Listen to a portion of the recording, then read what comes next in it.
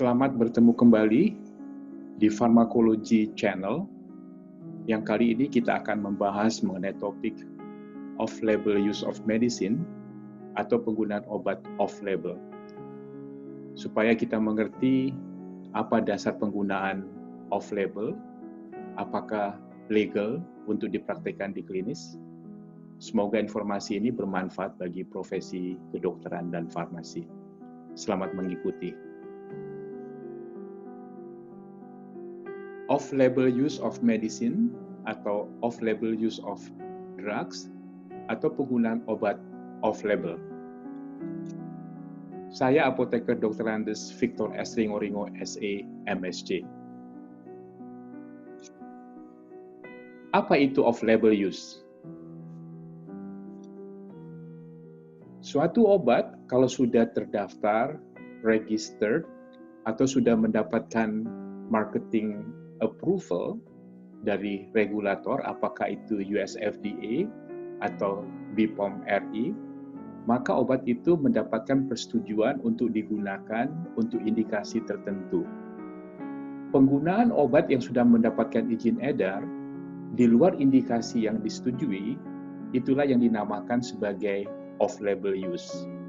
Jadi off-label use adalah unapproved use of an approved drug. Off-label secara umum dapat diartikan adalah penggunaan obat di luar indikasi resmi yang disetujui oleh regulator, apakah itu oleh US FDA di Amerika, kalau di Indonesia oleh Badan POM.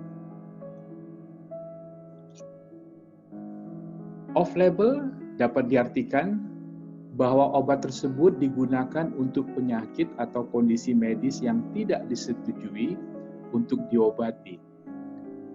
Seperti saat kemoterapi disetujui untuk mengobati kanker tertentu, tetapi dokter menggunakannya untuk mengobati kanker yang berbeda.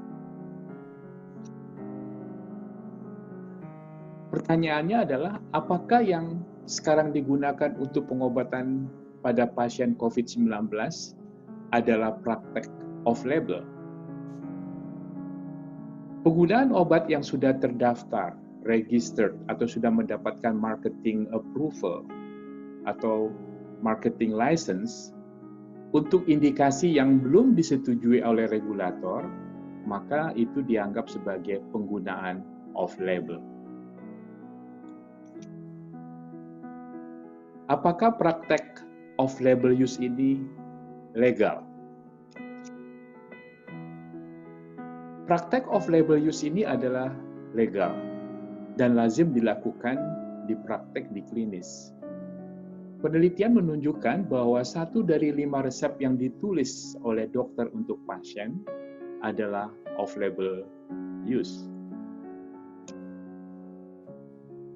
Pertanyaannya, mengapa dokter meresepkan off-label? Pemberian resep off-label adalah praktek yang umum dilakukan di klinis dan legal dalam dunia kedokteran. Praktek ini dibenarkan jika bukti ilmiah menunjukkan bahwa manfaat dan keamanan obat untuk indikasi yang tidak atau belum mendapatkan persetujuan dari regulator, dan bila praktek tersebut didukung oleh konsensus ahli atau pedoman praktek di klinik. Beberapa alasan mengapa praktek off-label ini banyak dilakukan di klinis. Pertama, kemajuan dalam praktek medis klinis seringkali melebihi kemampuan regulator untuk menyetujui obat baru atau melabel ulang obat yang telah disetujui sebelumnya dengan indikasi baru dalam waktu yang singkat. Alasan kedua adalah peningkatan penjualan dan laba industri farmasi yang terkait dengan pelabelan ulang obat dengan indikasi tambahan mungkin tidak mengimbangi biaya yang diperlukan untuk melakukan uji klinis yang diperlukan. Hal ini yang membuat sebagian besar industri farmasi enggan melabel ulang obat setelah disetujui regulator untuk suatu indikasi tertentu.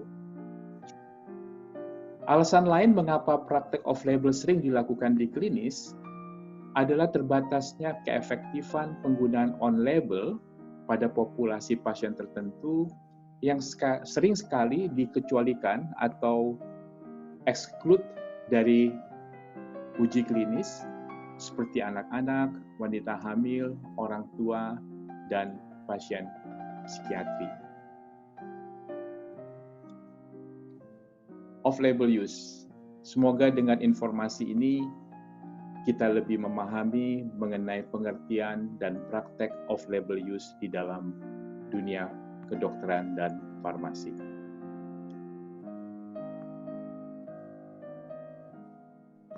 Thank you. Semoga informasi ini bermanfaat bagi kita semua.